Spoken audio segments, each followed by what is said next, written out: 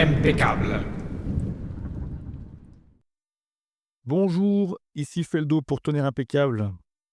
Un numéro enregistré en intérieur et en 2025. Deux choses assez rares pour ce podcast, pour lequel j'ai pas encore fini de ressortir tout ce qui a été enregistré en 2020. Mais bon, les nouveaux épisodes seront en partie enregistrés il y a 5 ans, en partie plus récents. Ça n'a pas grande importance, hein. Non, mais là, en fait, voilà, plutôt que de faire une balade, je suis resté chez moi et je vais piocher dans ma bibliothèque. J'ai, sorti 2 livres que j'ai lus il y a longtemps. Donc là, j'ai pas révisé, c'est pas frais dans ma tête. Ce qui est intéressant aussi pour, comme dirait Rainer Maria Rilke, c'est bien parfois de laisser infuser les choses pour, sortir un peu de poésie de tout ça. Bien que alors je spoil, j'annonce le thème, c'est le livre des morts égyptiens. Bien que donc j'ai envie de relire tout ça, c'est quand même bien sympathique. J'ai 2 livres avec moi donc. Le premier, c'est Le livre des morts des anciens Égyptiens par Grégoire Colpacci. Je sais pas, l'édition, c'est Le Grand Livre du Mois. Bon, c'était peut-être un truc un peu, c'est un vieux bouquin, hein, enfin vieux bouquin, années, 80 je pense. Non, il est pas si vieux, 97. Bon, il y a un truc qui m'échappe, peut-être que vous avez en tête là ce truc où on pouvait, je sais pas si ça existe encore, on pouvait s'abonner et puis on recevait des bouquins tous les mois. Bon, vu le nom de la collection ou de l'édition, c'est peut-être un peu la même chose. Mais j'avais bien aimé quand j'avais lu dès les préfaces, c'est super intéressant, puisque ça explique un peu le contexte de la civilisation égyptienne avec la façon dont ils abordaient la spiritualité, et notamment le fait que les divinités avaient souvent un aspect double. Et bien sûr, ça introduit le livre des morts, qui est un grand livre de prière, on va dire, pour simplifier, qui permet d'accéder à l'au-delà. Bah, l'idée, c'est de l'apprendre par cœur tant que vous êtes en vie, pour pouvoir accéder à la meilleure version de l'au-delà. Bon, comme je disais, je me souviens pas les détails, hein, donc je vais pas, me prétendre, grand savant sur le sujet. Peut-être que je ferai un autre épisode, après avoir relu et pour créer éventuellement des choses liées au culte de mort, dans Warhammer ou autre. Le deuxième livre s'appelle Le livre au-delà de la vie, édition Baudouin par Albert Schlossman. Donc là, on est sur du 1979. Ce qui est sympa dans celui-ci, c'est qu'il y a, des reproductions de hiéroglyphes. On voit beaucoup, c'est beaucoup plus visuel. Les 2 sont intéressants, disons que celui-ci a un côté visuel avec des hiéroglyphes, des reproductions de tablettes, de gravures et cetera. Donc ça, c'est quand même fort sympathique. Mais dans le premier que j'ai cité, il y a par contre beaucoup plus de textes provenant du livre des morts. Et en fait, de ce que je me rappelle de la façon dont ces textes étaient supposés être utilisés, l'idée c'est qu'on les apprend en étant vivant et au moment de mourir, alors il y a une scène du jugement, qui arrive j'imagine au début, je sais plus devant quelle bestiole on se retrouve, qui porte dans une balance notre cœur et qui est pesé contre une plume et un truc dans ce genre-là. Donc il faut avoir l'âme légère, OK, très bien. Mais avant ou après ça, alors cette distinction est importante, mais bon, enfin, tôt ou tard, il faut y passer. On passe à travers une série de scènes où en fait le mourant, le mort, est supposé prononcer des prières dans lesquelles il s'identifie à des divinités. Parfois les divinités sont en face, on s'adresse à elles et parfois on s'exprime comme si on était la divinité en question. Je vais citer les premiers mots. Chapitre 1. Ici commencent les chapitres, avec une astérisque qui rappelle que le mot chapitre est consacré par l'usage depuis un siècle parmi les égyptologues, bien que, bien sûr, ça ne traduise que très imparfaitement le mot égyptien raout, dont le sens serait plutôt incantation. Moi, je ne vais pas m'arrêter à chaque fois, mais là, ça me semblait intéressant. Ici commencent les chapitres qui relatent la sortie de l'âme vers la pleine lumière du jour, sa résurrection dans l'esprit, son entrée et ses voyages dans les régions de l'au-delà. Voici les paroles à prononcer au jour de la sépulture, au moment où, séparée du corps, l'âme pénètre dans les mondes de l'au-delà. Salut, ô Osiris, taureau de l'Amanti, voici que Thoth, prince de l'éternité, parle par ma bouche. En vérité, Je suis le Dieu grand qui accompagne dans sa navigation la barque céleste. J'arrive à présent pour mener le combat à tes côtés, ô Osiris, car je suis une de ces anciennes divinités qui, lors de la pesée des paroles, font triompher Osiris de ses ennemis. À présent, ô Osiris, je vis dans ton entourage à l'égal des autres dieux, nés de la déesse Nut. Ils massacrent tes ennemis et capturent les démons, car je fais partie de ta suite, ô Horus. Je marche et combats en ton nom.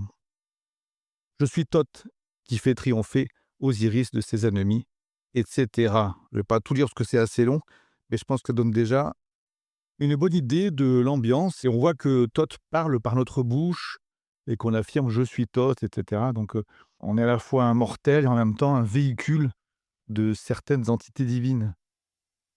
Donc il y a un chapitre 2 qui s'intitule «Pour vivre après la mort», juste quelques lignes. Chapitre 3, «Pour sortir vers la lumière du jour et pour vivre après la mort», donc c'est un peu le même objectif, mais encore une fois, quelques lignes nouvelles.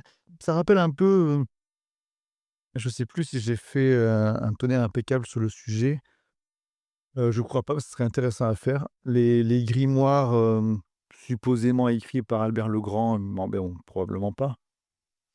Le petit Albert et le grand Albert. J'avais fait un article dans Cassius Belli sur le sujet, parce que j'ai fait plusieurs lives aussi sur Twitch, où je me suis bien amusé à lire des formules magiques et compagnie.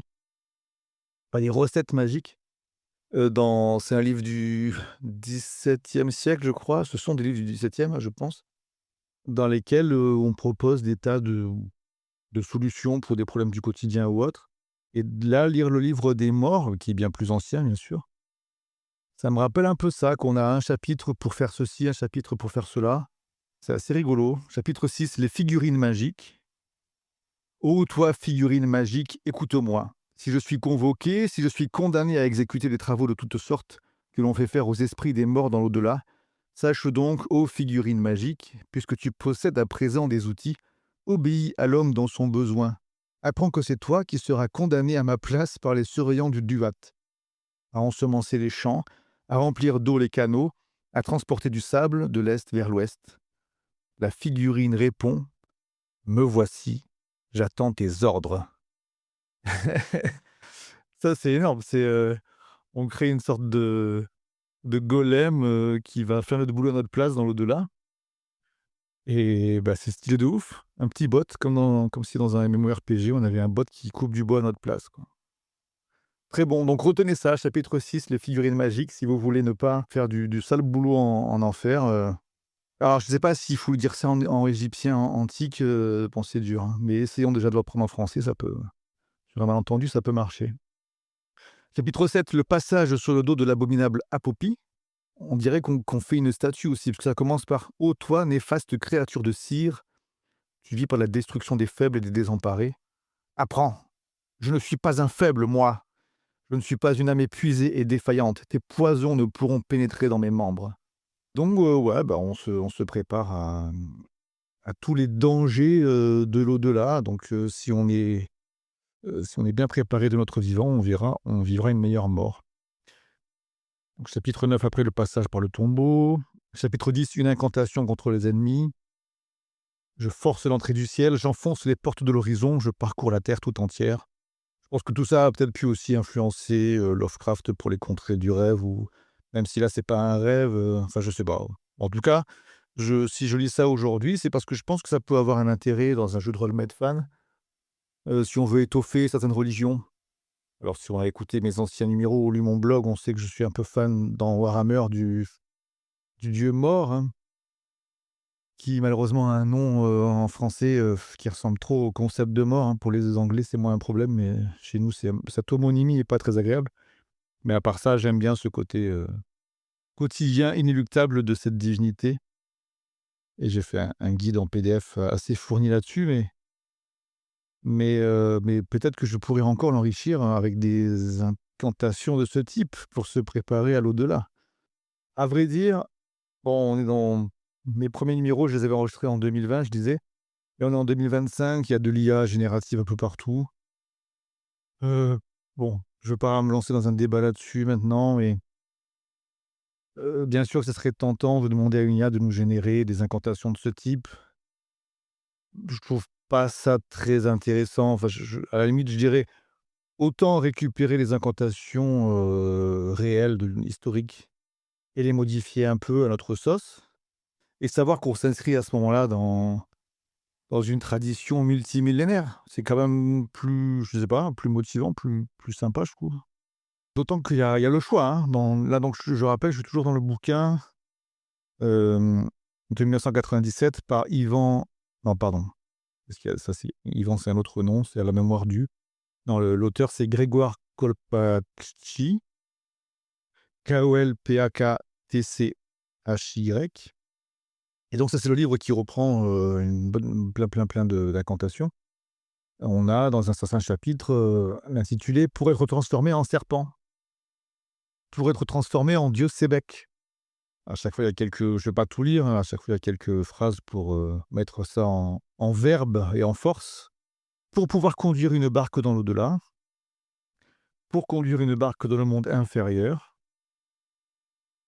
Alors là, il y a un aspect intéressant, on a une sorte de dialogue. Alors jusqu'à présent, tout ce que je lisais, ça peut inspirer pour des prières, des incantations qu'en tant que PJ, peut-être surtout.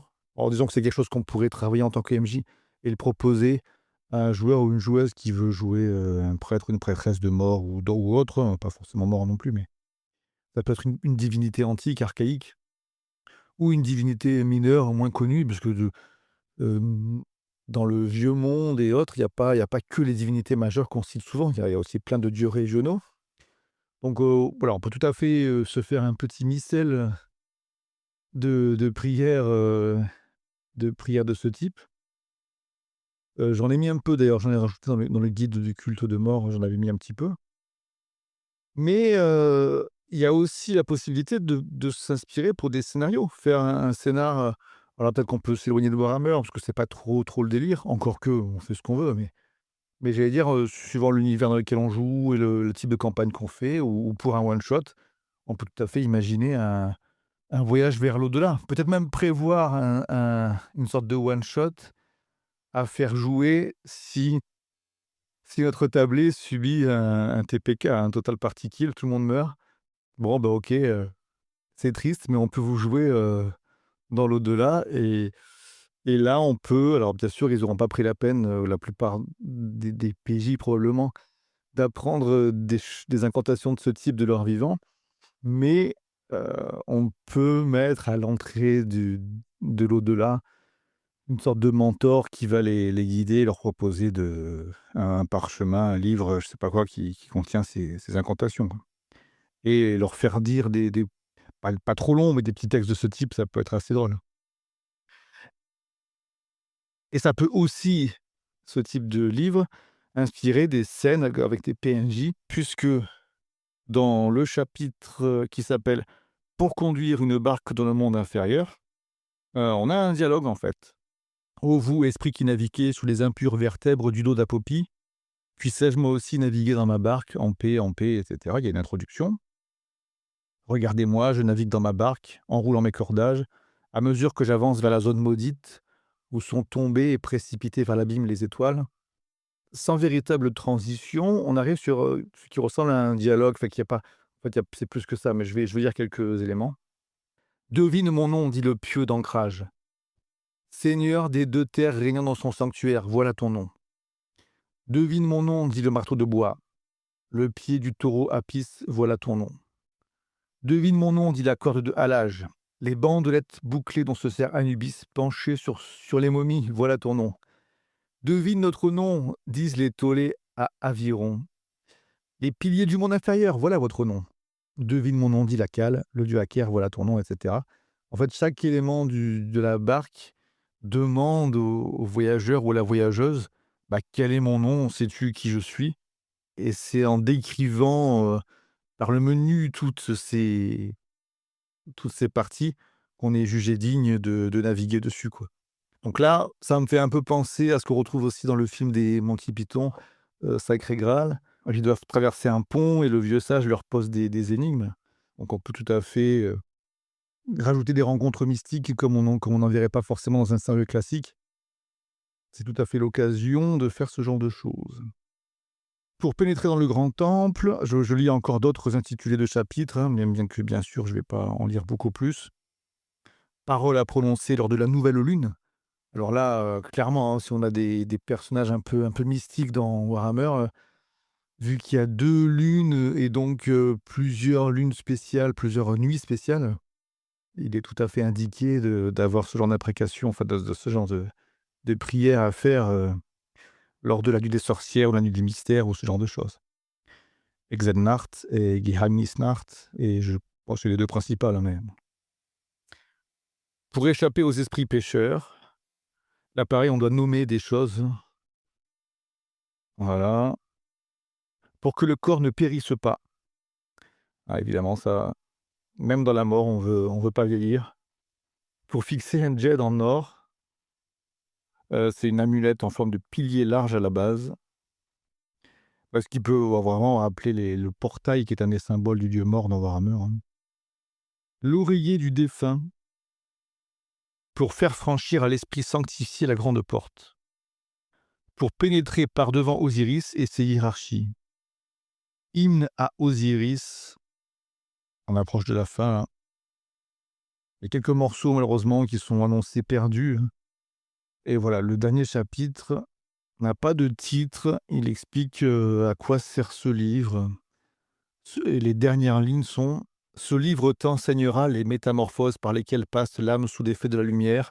En vérité, ce livre est un mystère très grand et très profond. Ne le laisse jamais entre les mains du premier venu ou d'un ignorant.» Ah bah, désolé les gars. Désolé, je l'ai acheté d'occasion, je sais pas où, mais tant pis quoi. Je reviens en plein milieu, il y a un titre super d'un chapitre qui s'appelle «Pour repousser les massacres» ou «Pour empêcher la tête du défunt d'être coupée» ou encore «Pour ne pas mourir pour une seconde fois dans l'au-delà». Aïe, aïe, aïe, putain, c'est tout un programme à chaque fois, hein. Pour être transformé en prince des dieux, rien que ça. Et là encore, ça commence par: «Je suis Toum qui a créé le ciel et fait naître à la vie les êtres de la terre». Donc on s'exprime comme si on était le dieu créateur, hein. Pour être transformé en phénix royal, et cetera, et cetera. C'est riche, très riche, hein. On est sur un bouquin avec un paquet de prières de ce type. Et je prends un peu l'autre là qui s'appelle «Le livre, de l'au-delà de la vie». Alors vu que, comme je disais, lui là, elle a un intérêt un peu plus visuel. Là, pour le format podcast, bon, ce sera peut-être un peu moins intéressant, je vais pas trop m'appesantir dessus. Mais voilà, enfin, moi, en fait, je cherche à en avoir encore d'autres, hein. Ce qui m'intéresse, c'est d'avoir plusieurs, bouquins sur le livre des morts égyptiens pour, bah, piocher dans l'un, dans l'autre, des idées, des inspirations.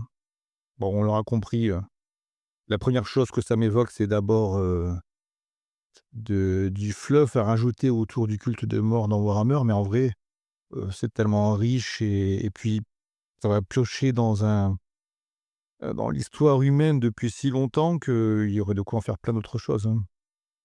Je suis convaincu que ce livre pourra me servir sur bien des backgrounds, sur bien des prières à écrire et etc., et cetera. J'aime bien en fait, j'ai reçu, à la base une éducation plutôt chrétienne, hein, basée sur la Bible et tout. Bible que j'ai lue en partie aussi lors de quelques streams, Twitch, fut un temps, et qui est aussi un livre, enfin, la Bible, c'est plus une collection de livres vraiment inspirants avec plein de choses intéressantes dedans.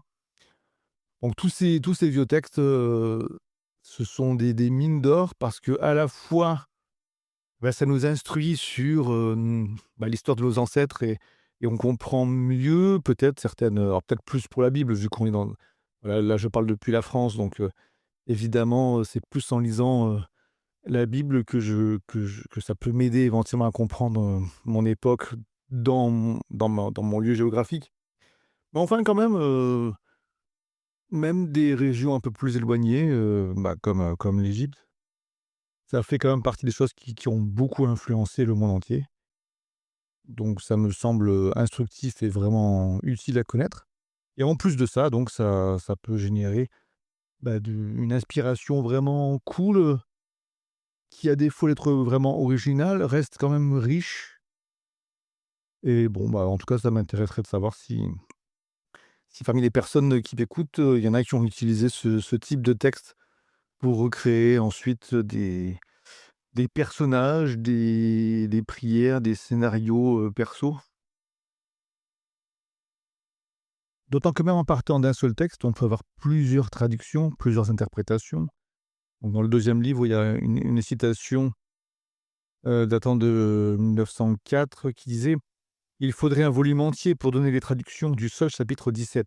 Il est suffisant ici de donner les formes les plus anciennes, dont quelques-unes datent de quelque 2000 ans avant la date probable de la naissance de Moïse». Moïse, je sais plus, ça doit être vers moins 1500, donc là on parle de moins 3000, moins 3500 peut-être, qu'on est vraiment sur du très ancien et comme on part de hiéroglyphes, oui, je veux bien croire qu'il y ait beaucoup de traductions différentes possibles et d'où l'intérêt aussi d'avoir plusieurs bouquins sur le sujet et de voir un peu ce qu'on peut en tirer. Malheureusement, je suis pas trop, bon en dessin. J'aimerais bien quoique, bon, là, on est sur des styles, antiques et qui peuvent paraître un peu, naïfs aujourd'hui sans condescendance, bien sûr. Donc peut-être que ce genre de dessin mystique, je pourrais m'y hasarder, ça pourrait être rigolo.